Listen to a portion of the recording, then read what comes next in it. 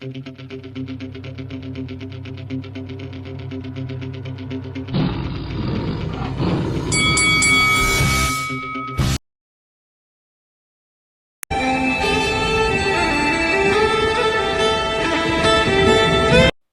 is Faisal Khan for Lights Out in association with Shamrock Boxing, and I'm delighted to be joined by the WBO European Super-Featherweight champion, Archie the Sharpshooter Sharp. Archie, how you doing, mate? Yeah, lovely. Thanks, mate. How are you? How are you? Yeah, not too bad, not too bad. Archie, let's get started. First of all, what with everything that's going on, how's the family, how's life treating you, and under the current situation that we are under, how you handling everything that's going on at the moment, Archie? Yeah, so the family are well, thank you, mate, and I hope yours is well too. But yeah, they're all well. I'm just, like I say, because I've got the kids, I'm just self-isolating now, really, mate. Just trying to stay out of contact as much as possible. Yeah. Like I say, for myself, it's not about me; it's about the kids. You know what I mean? So 100%, yeah. yeah, that's what it's about at the minute. Just being self-isolated, mate. Being, obviously been doing what I'm doing now for a couple of years now. So I know how a fighter works. He's in and out of the gym. He's looking after himself. He's keeping himself well in shape. How are you managing to do that? Obviously, now that we're under this current lockdown, what are you doing to keep yourself in shape? Well, it's hard, really, because obviously I was supposed to be out on April the 11th for a title fight, which would have been a 10-rounder. So, and literally that's what, 2 weeks away now, is it? So last week, before the fight got cancelled, I was in the gym, which was last Tuesday/Wednesday. So I was in the gym, and I was ready to rock and roll for 10 threes. So I was in just literally starting to peak. But in the last week, I've obviously just had to take my foot off the gas, and I've had a week off. But I've done a bit of training today. It's hard, mate. It is hard. It's not easy. You know what I mean? I've just ordered a punch bag. I should be collecting tomorrow to get up in the gym and to get back punching. Yeah. But it's just hard because, like I say, I was literally ready to start peaking. I was at the right time. But 12 weeks till July, it's hard. You can't peak too early. So now I've got to take my foot off the gas and get the timing right now. Yeah, it must not be easy. I mean, trust me. I mean, you're not. It's definitely not an easy situation right now with what we've been sat at home and under this lockdown. I'm gonna have to get your thoughts on it first, Archie, before we move into preparation for your next fight. Last night the Prime Minister announced and stunned the British public by ordering a lockdown and issued a warning that people must stay at home or they could face a fine. He's also added that all shops apart from food stores and chemists will be closed immediately. Now, people will be allowed to leave their homes for very limited purposes, such as shopping for necessities, one form of exercise during the day, travelling to work, and medical need. Archie, what was your thoughts last night on the Prime Minister's announcement ordering the lockdown and that the British nation should be staying at home? Well, to be honest with you, I'm surprised it took this long for him to do it. I'm seeing what's happening in Spain and Italy, how serious this virus is. Once it gets onto your chest, mate, it's a bad thing.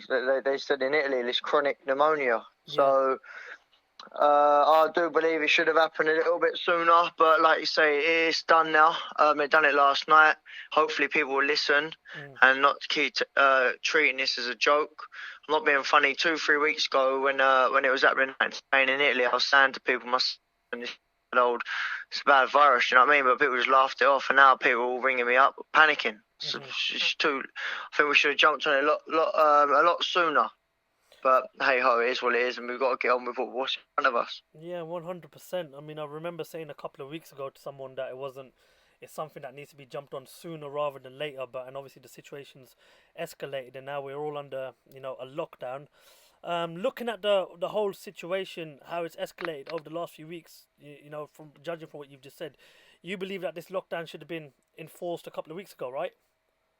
Yeah, I do believe that now. Look, when it first was coming about the Chinese having coronavirus, I was one who laughed it off. But then when I started seeing it spread over to Italy, spread out to Spain, my dad lives in Spain. My stepmom and my brother and sisters are out there, so they're on lockdown a couple of weeks, ago now, and that was when I started to think, oh, we need to be following behind. And we're 2 weeks, they're 2 weeks into lockdown, and we've only just started lockdown. So I believe if we started back then, we might be able to just stop the spread, because the problem is you can have this virus for 2 weeks. I could have it and be brand new, come and see you, you get it, and then you might have a bad reaction. Do you know what I mean? Take the bad for it, and then 100%. which that's the problem. Some people are just having it as like a bit of a flu symptom, and some are going down with chronic pneumonia. So it's a very deadly virus. What's the current situation like, Archie, in London? Obviously, I know you're a professional boxer. You hang around in the gym. I see how regularly active you are on Instagram. What's the situation in London? What's everyone's take on it, though, especially the ones that are closer to you on this current lockdown that's happening? Yeah, well, like I said, I think it's starting to hit home now, and people are starting to see how serious this really is. I think the death count again last night was 85, or something in the 80s last night. So I think people are actually starting to see that every night people are dying from this virus, and it is quite quiet. I did have to pop out earlier, and the roads I thought was going to be very quiet today, but it wasn't. So hopefully, and I think today there was in London, and some of the tubes were full up today. So I think people need to start taking. I do understand that people need to work. People got bills. But I think what people have got to realise is they're not in it on their own. The whole country's in it. Do you know what I mean? Well, worldwide now, everyone's going to be suffering a loss. Everyone's going to be in the same sort of boat. That's why everyone's got to stay strong and stick together, because it ain't just. It's just not someone on their own. You know what I mean? It's the whole nation, whole world. Archie, just wanted to ask you, have you got any friends that are currently, any amateur fighters that are going to look to be getting in towards the GB squad for the Summer Olympics that we're meant to be having, but due to what's going on now, looks like more or less will be going ahead sort of next year? Well, no, not really. Obviously, my boxed Pat McCormick, Luke McCormick. I boxed a few of the GB boys, and I suppose they'll be looking. That was what they was looking at doing, was going out to the Olympics. So I do feel for them. Feel for all the athletes across the whole situation, really, because they train so hard. It's every 4 years. They made sacrifices not to turn pro and stay amateur. Yeah. So, and then unfortunately this has happened. But listen, it's still going to go ahead. I know it's an extra year, but to be honest with you, I think this whole year for everyone's just going to be a bit of a write-off. So, so I do feel for them, really. Yeah, you're not the only one. We being in the boxing industry, I know how hard the GB boys work, and especially they were looking forward to the Olympics.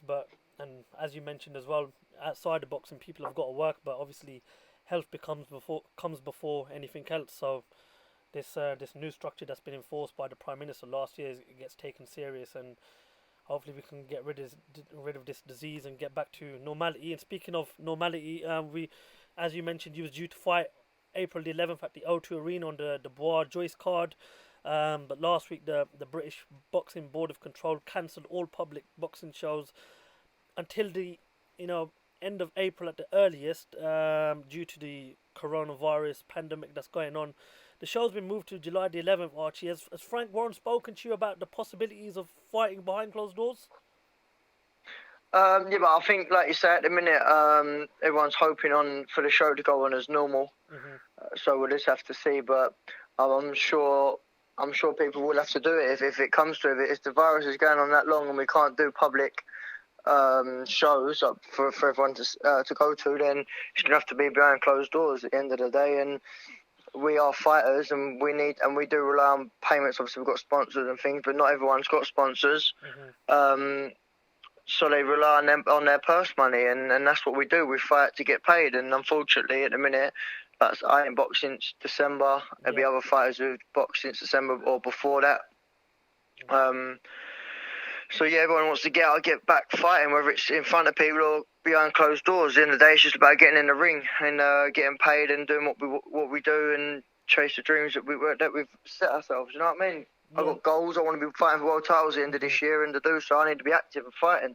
You've more or less just started off my next question for me, because every time I've interviewed you at press conferences or during fight week, You've always spoken to me about the aim to get on the world stages. You've spoken to me about fights that you've been eyeing up, the fights that you want. But I've always asked you domestically where you're at now. Judging obviously because life's very short. What we're going through right now, and studying the whole boxing industry, the last few weeks where there's been no work for nobody, just watching more and more boxing as time's gone on lately.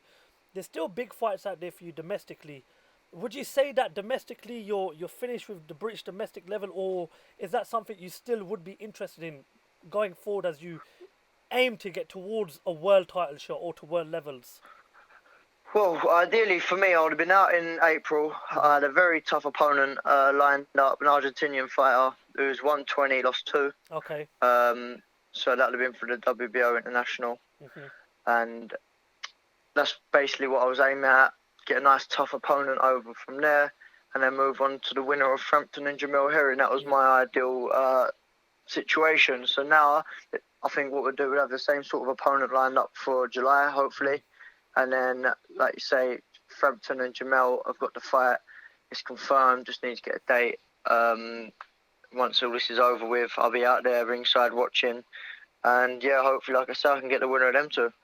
That's a very interesting fight. We saw Carl Frampton get his win in December, and then obviously it was more or less confirmed that he'll take on Jamal Herring next. I've got to get your thoughts on that fight. Carl Frampton, the age he's at, moving up another weight. What chance do you give him going into that fight against Jamal Herring? Do you think he's got a chance of winning the world title, or do you think perhaps the youth of Jamal Herring and him coming up in the world right now, do you think it'd be too much for Carl Frampton on the night? Well, to be honest with you, Frampton is a very, very good fighter, as we know. Jamal, do you think Jamal is in his 30s as well? Jamal's the older man here, he's 33. Sorry, my bad, I've got mixed up. Yeah, Jamal Herring being the elder fighter. Yeah, so Jamal obviously being the older fighter, what's Frampton, 30, 31? I think 31 or 32. Well, that's what I mean, so they're both not far from the same age. I don't think, so they're going to be quite equal. Frampton's a very good fighter. Jamal's a very good fighter. In my opinion, the better fighter will be for me on the night will be Jamal Herring. To be honest with you, I think the bigger fighter beats the better little. You know what I mean? What was your thoughts on Carl Frampton's performance in December? And obviously, what with you, you're a full-time professional boxer. You know how injuries work. There's still rumours going around that he's not fully recovered from, his hand injury that he's had. What was your thoughts on his performance, and do you think he actually has recovered on his hand injury that he had before the fight? Because he said after the fight that there was nothing that was going to stop him from fighting that night in December. Do you know what? I just think, look, see with this boxing game, Frampton's obviously been in it for years as a child, and it does take wear and tear on your body, and if he's struggling with his hands, then that's obviously what's happening. And I think maybe the more fights he goes on and every fight he has, they obviously do take its toll on him. So I don't think he'll ever be 100% recovered over his hands, no. But like I say, fighters always got problems go through, and they get little niggles and injuries, especially if you've been doing it for such a long time because it's such an intense sport. So I don't think he'll be fully recovered. I don't think that will get him beat. I don't think that's what's going to be the reason that gets him beat. I think Jamal would just be too big for him, too rangy. Yeah. But like I say, we'll see. Frampton is a very good fighter. I know he had a tall fighter out in America last. He's a tricky southpaw, Jamal Herring. I've been studying both of them now for the last. Well, I've shared the ring with Frampton as a kid when he was on his prime, and I think he's a great fighter. I learnt from a lot from that little bit of sparring, but now I'm matured. I'm talking 5 years on now. I'm starting to fill out. I'm big at the weight. I'm massive at the weight. Me and Jamal are not far from the same size. And I do think I can beat Frampton, and I do believe I beat Jamal Herring. I've studied him enough now to know what I need to do. People, like I say, write me off. But the thing is, I was an exceptional amateur. I stepped up to the plate every time when it comes to it. And same here. This is the same thing. Like, you see, like my other fights, there's not really been a fight other than the Woodstock fight where people was like, I was obviously the underdog for that fight, and I turned it on the night. I thought I boxed since, I think out of all of my last few performances, I think I think Woodstock was the better me. like with my boxing skills, because I knew I had to be on my game.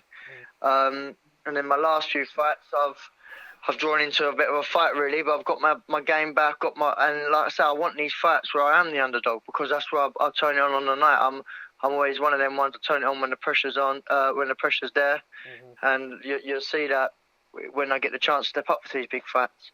Yeah, it's an action-packed division. I mean, I mentioned British-wise, you've still got fighters like Zelfa, Anthony Kachake, Joe Cordina, and then you look at the world elite fighters: Carl Frampton, Jamal Herring, Jojo Diaz, Leo Santa Cruz, Miguel Burchell. Who have you got as the king of the division right now? Well, the best one in the division right now. Yeah. If they said that to me about me fighting Burchell, I'd say, look, I need a bit more time with Burchell. Ideally, I really wanted to fight Farmer. That was one I really wanted to fight. But as you know, Diaz is beating him, so there's no point. But yeah, so like I say, at the minute, my eyes on the WBO. That's what I've got. I'm number 3, so I'm not far to get that shot, and hopefully I can have that shot by the end of this year. It'd be lovely. No, it'd be really good to see you out there, getting in the ring with these big fighters. You know, obviously that's what it's all about. And every time we've spoken to each other, you've always said that. Listen, I want these big fights. You know, you think you're ready, and you know it'd be great to see. It'd be great for Frank Warren to perhaps send you over to America, to even get him down here, bring him down at the O2. I'm sure it would sell out, and it's something that we're all looking really forward to. I've got to ask your thoughts on Tyson Fury's emphatic performance against Deontay Wilder a couple of weeks ago in Las Vegas. Just, you know, before the fight, Tyson Fury was saying that how he's going to change his whole,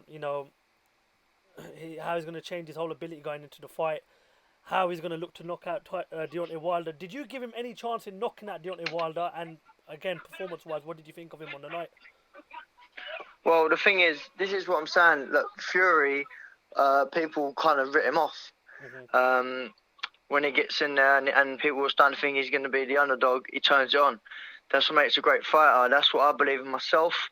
Hence the reason why I want to fight these big names, because I believe once I get, when I'm in there as the underdog, I'll turn it on, just like Fury done. And yes, he did say he was going to change it.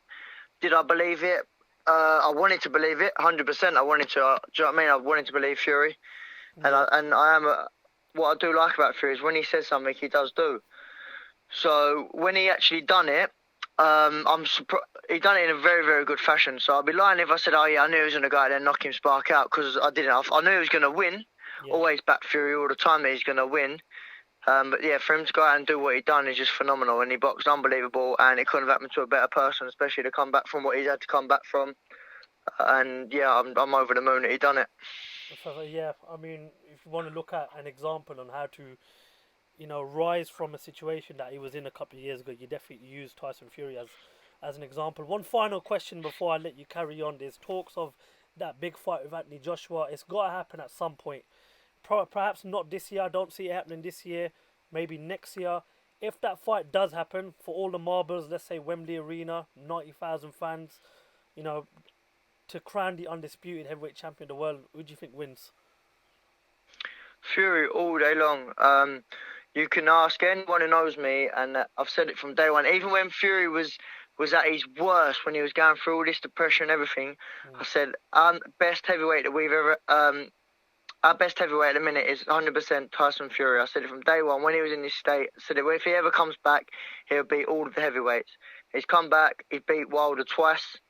I know he got the draw on the first, but he 100% won that fight, and then he definitely won the last fight. He made a massive statement, and I believe he'll go and do the same to Joshua. Do you know what? I think he knocks Joshua out quicker than what he done with Wilder. You reckon Tyson Fury will knock out Anthony Joshua a lot quicker than he did with? Yes, 100%. I mean, 100%. Joshua's very gun shy. Klitschko showed that. Ever since Klitschko chinned him, I think he's very gun shy. It makes for an interesting fight, and fingers crossed, it's a fight we get to see soon, because it's what the British public want. They're currently the best two heavyweights in the world right now. I myself also believe that Tyson Fury is number one because of what he's achieved since his comeback. So it's going to make for a very, very brilliant fight when it does finally get to happen. Yeah. if it happens. Joshua won't have it. Joshua won't want the fight. I know. I think they could have made this fight plenty of times, and the only ones who haven't wanted it, I believe, Joshua. That's why they keep saying 70-30 and things like just stupid figures. Eddie and Anthony Joshua don't want the fight, and that's the bottom line of it. Well, I mean, I remember speaking to Eddie Hearn myself. I think it was last year, and he obviously claimed that Tyson Fury is not entitled to a 50-50 split because he doesn't have a belt. Well, he's got probably the two biggest belts in the division right now, the WBC. Exactly that. Magazine, so. Exactly that. This is what I'm saying, and 100%. I think they made excuses. Look, it might not be Eddie. Eddie's a promoter and he's a businessman. He's going to want to put the fights on because he knows it's going to earn a fortune. But I think Josh has had a few little chats with him and told him not to give him the fight. That's my personal opinion. Mm-hmm. That's what I believe. I've got the best management team, MTK, and obviously Fury is under MTK, and I believe if they want to get a fight to happen, I think they can make it happen. They're the people to make it happen, and that's what I believe in. I believe that AJ doesn't want that fight. Well, like I said, it makes for an interesting time, especially with how the heavyweight divisions are going on right now. Archie, I just want to thank you very much for your time today. Really appreciate you coming on here and letting us grab the interview in. All I can say is stay safe, keep in shape, and hopefully we'll see you around July time for your fight on the Dubois-Joyce undercard. No, I appreciate you having me on. Thank you very much. No, not a problem, and we'll keep this as a regular thing. Thank you very much for your time, Archie, and I look forward to catching up with you hopefully as soon as this whole situation is dealt with.